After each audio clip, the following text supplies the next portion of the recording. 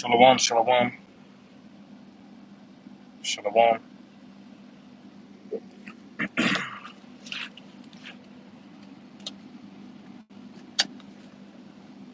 Hi, shalom. This is Brother Tazabah coming back to you with another lesson. Before I start off, I want to give all praises, honor, and glory unto Yahweh Shemion Shabbat, Shema Kakadash. Double honors to the elder apostles of Great Millstone. Peace and salutations to the elect out there. They're spreading His word in sincerity and in truth all over the four corners of the earth. God, I hope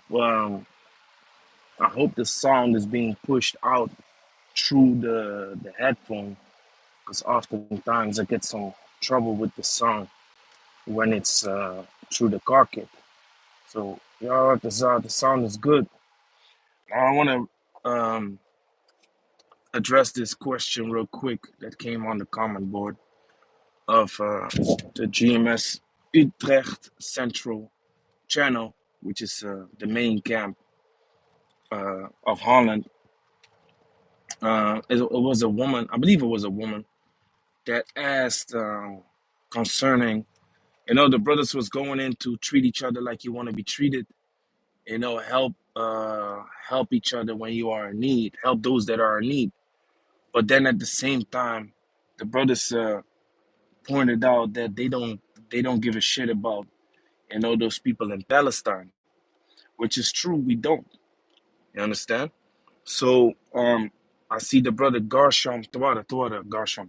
Hey Garsham, can you put up Jeremiah where it says, because I don't have a other phone.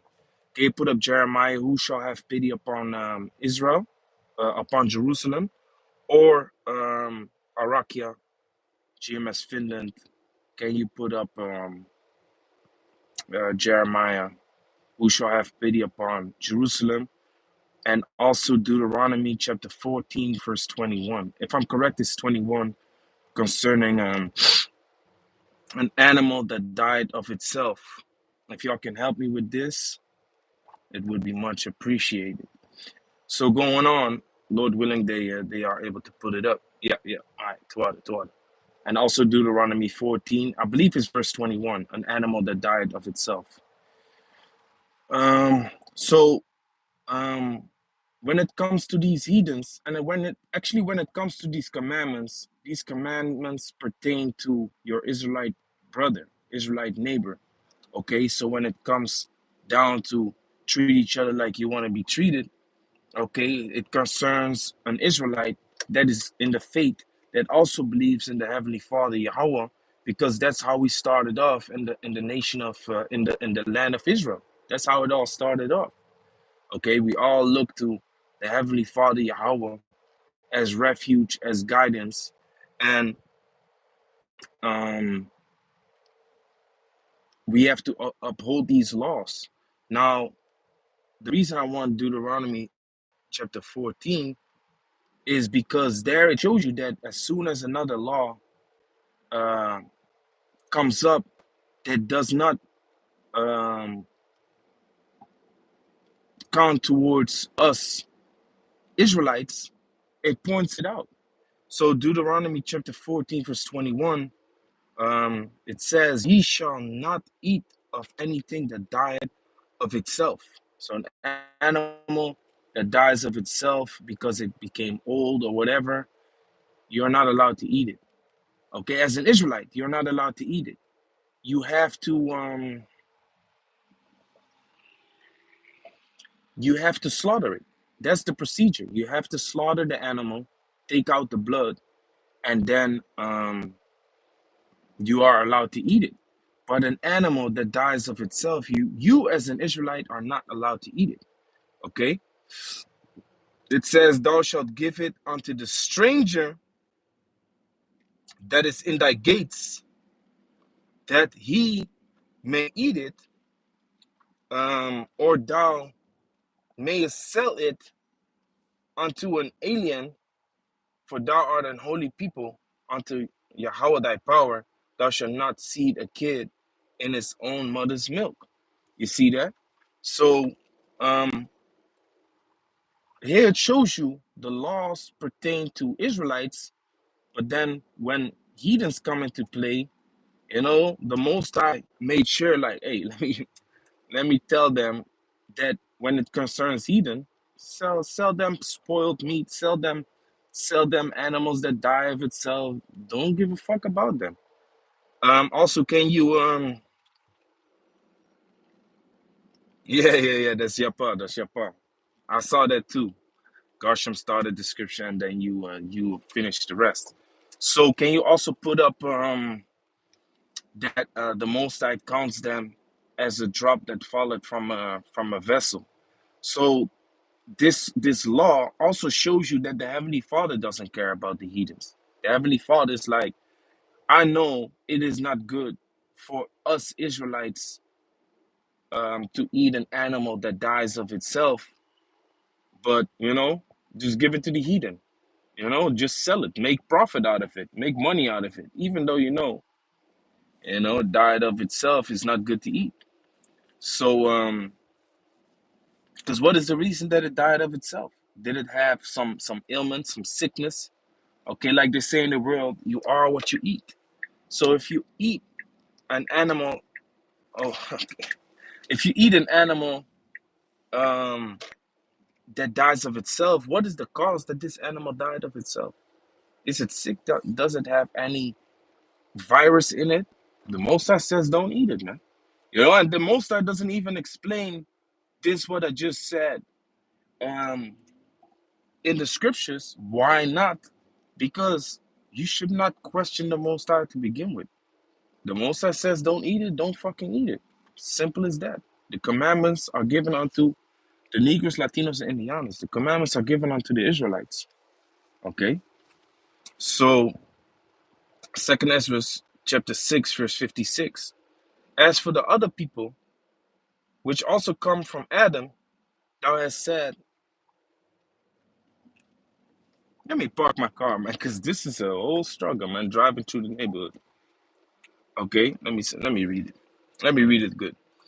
2nd Ezra 6 and 56. As for the other people, which also come of Adam, thou hast said that they are nothing, but be like unto spittle, and hast likened the abundance of them unto a drop that falleth from a vessel. And now, O Yahweh, behold, these heathen which have ever been reputed as nothing have begun to be lords over us and to devour us. So these heathen which have ever been reputed as nothing. So this woman that came on the comment board and asked, like, so treat each other how you want to be treated, but how the hell but then how you say fuck Palestine? Because that law, treat each other how you want to be treated, does not pertain to Palestinians. It does not pertain to Hamites. It does not pertain unto Edomites. Okay, turn the other cheek pertains to Israelites. Okay, that you have to move wisely when it comes to the nation of Israel. That you have to understand that you don't repay evil for evil. Okay, walk wisely towards your neighbor, because if you watch this series Vikings, right? Evil is constantly rendered for evil. So a man gets killed, one Viking gets killed. The Viking is the son of an honorable Viking. So the honorable Viking finds out, the father finds out who killed his son. Now, he's not gonna rest until he killed that man, and that's how it continues to go on. Okay. Meanwhile, the laws are there to execute vengeance and judgment, and to keep it at that. Okay, that's why the laws are perfect. I believe it says that in Deuteronomy chapter 4. I think Deuteronomy 4 and 13 says that the laws are perfect. So they will solve everything.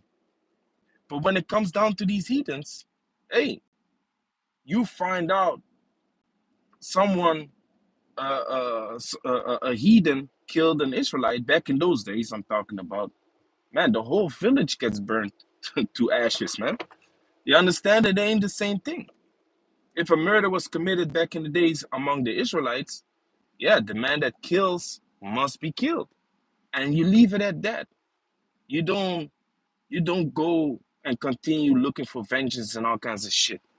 Okay, so now the reason I wanted to have Jeremiah 15:5, for who shall have pity upon thee, O Jerusalem, and who shall bemoan thee, or who shall ask to, who shall go aside and ask how thou doest? So these Palestinians, which are not really Palestinians, because the word Palestine goes back to Philistine, which the Philistines are Hamites. They are actually sons of Martezarium, which is Mizraim, which is Egypt. So um, those people that are in the land of Palestine right now, which is really the land of Israel, okay, they are not even the true Palestinians. But that aside, they will not ask how we are doing. They did not pity us when we was down at the bottom, okay, um, all messed up. They didn't ask for us. They didn't consider us. They didn't help us. You understand? Now they are being bombed by Esau, who's the devil, and now we supposed to pity them. Nah, man. So what the brother said in the camp video is 100% truth, man. We don't pity them. We don't bemoan them. We don't we don't we don't worry about how they doing, or how much judgment is being laid upon them by Esau, which is the sword to begin with. His blessing is the sword. We don't you know it's judgment, man. That's why if someone can give me Psalms 127 verse 19 and 20, that's why the brother said that. We don't care about them. It is what it is. But when it concerns brothers, in this truth, in the faith, man, Great Millstone has shown over the years, in multiple occasions, that we are there for one another, man. If a brother is down, if a brother needs help, everybody jumps up, to help. When hurricanes pass through the land, through the islands, through America, we are ready to jump in, man. And that's beautiful. And that's what these heathens do unto each other too. So you see all Arab type of countries jumping up and trying to help each other, back each other up, and all kinds of shit. Okay, we see that happening. That's the same way how we should back up each other also, being in the faith. When you go to Belgium, brothers over here in Holland, maybe Arakia from Finland knows it. Belgium, you have streets with only Amalekite stores selling gold and diamonds and all kinds of shit, gemstones, silver, But they have all kinds of stores. The whole street is filled with them. Okay, when you go into a hotel called Diamond, or the Jewel, or anything, it's owned by Amalek. Okay, and Amalek gets rich because Amalek buys from Amalek. Amalek doesn't buy from Ishmael. Amalek doesn't buy from Japhet. No, Amalek buys from Amalek. So Amalek only cares about Amalek too. Literally, Amalek doesn't even care about other Edomite tribes. They actually, as a matter of fact, they hate them. You see, so when it comes down to racism, it really, means that you prefer your own. And just like how these heathen prefer their own, we prefer our own. Us Israelites prefer our own, and help our own people and care about our own people. Okay? And that's just how it is. And that's how the Musa points it out too. I only care about Israel, who are my only begotten, my firstborn. We are called the only begotten of the Most High, the sons of the Most High. So why would he care about these heathen nations? He points out in 2 Ezra chapter 6 that he doesn't care about these heathen nations. So why should we? Deuteronomy chapter 4 verse 8. And what nation is there so great that had statutes and judgments so righteous as all this law, which I set before you this day? That's it. You see? So the Most High has given us these laws, statute, commandments. The Most High has given us this word to get out of certain situations amongst each other, certain schisms. And sometimes the schisms are not actually schisms, but are like fucked up situations, man. Someone's son got killed, okay? Someone's daughter got raped. That's also a fucked up situation, man, that has to be dealt with. And how is it being dealt with according to the scriptures? You give the father of the daughter that you raped, you give him 50 shekels of silver. Okay, look up the amount a shekel is. Okay, you got talents, you got shekels, you got fartlings. Okay, you got many um, uh, different measurements of gold and silver, money of back in the days. So 50 shekels of silver is what a man had to give to the father of the daughter that he humbled, he took, and he's not allowed to put her away all his life. So it would be considered a decision, irrational decision, you know, with in which the man has to face the consequences. If it's based upon lust, now you have to deal with this woman for the rest of your life. Because if not, another law comes into play, which is the law wherein the Most High points out that if you got a maid, which is a virgin, if you got a maid and you want to put her away, you want to put her away, um, then um, they're gonna find out, or they're gonna do research to check whether she was a maid, whether she was a virgin, yes or no. And if you put that Israelite woman to shame, you're gonna be beaten. You will be beat up, and and you have to pay the father 100 shekels of silver. So the money, and you still got to stay with the woman. So the money you got to pay for a daughter of Israel that you have been put to shame, that you have put to shame, calling her not a virgin, is higher than the money you got to pay um, for raping a woman. You see? So the law is perfect, man. The law solves all kinds of problems, all kinds of issues, and the law is given among us Israelites, man, to uphold. But when it concerns these other heathens, it doesn't apply. You see? Now the scriptures do say, if it as much as lieth in you, live peaceable with all men. As much as lieth in you, live peaceably with all men.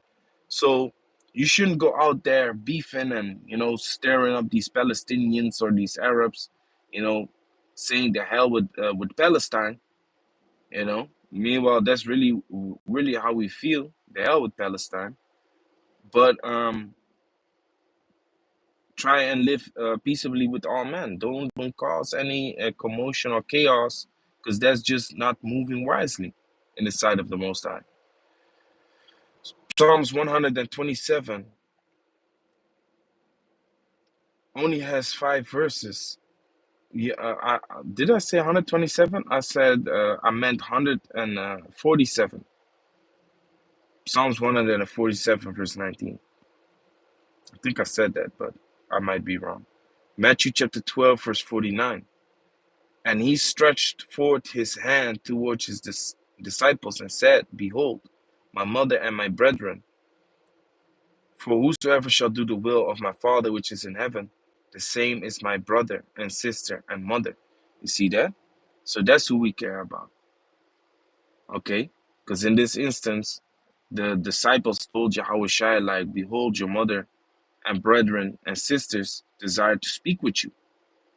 Okay? And he said, Man, look at y'all. Y'all are my brothers. Y'all are my family.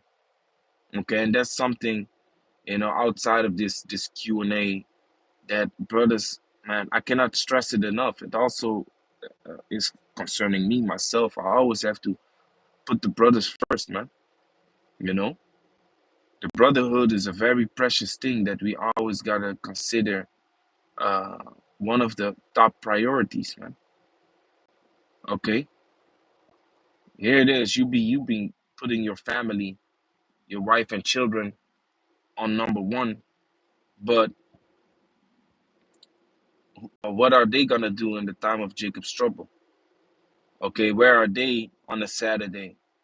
When you're preaching the word, you understand? When you are putting in work to bring forth salvation unto you and your household. Okay, in the time of Jacob's trouble, you want to be surrounded by godly men. You want to be surrounded by men of the truth. Okay, because where two or three are gathered in my name, there am I in the midst. So if you forsake the brotherhood, if you forsake the brotherly assembly right now, man, guess what? Yahweh Bashem Yahushai might not allow you to be in their midst in the time of Jacob's trouble, which, think about it, think about the GMS Chicago camp. Man, I believe it's 80 plus brothers out there in GMS Chicago. How beautiful would it be if those brothers would be all together in the time of Jacob's trouble? That's a whole army, man, of like-minded men. Okay, us brothers in Holland, I believe we are 15 or 16. Would be beautiful, man, to you know be as pilgrims in the earth. In the time of Jacob's trouble, helping each other, guiding each other towards food and staying in the faith, staying mindful of Yahweh Hashem Yahushua in those days, man. While all kinds of terrors are round about us. So that's how important the brotherhood is, man. Now Psalms 147 verse 20, he had not dealt so with any nation, and as for his judgments, they have not known them. Praise ye the Lord. So as for the judgments of Yahweh Hashem Yahushua, we know what the Heavenly Father is doing in the earth. We know Yahweh Shem Yahushai is bringing forth judgment towards these Palestinians because they are in the land. They are in the land that is not theirs. Okay, they are actually dwelling in our land.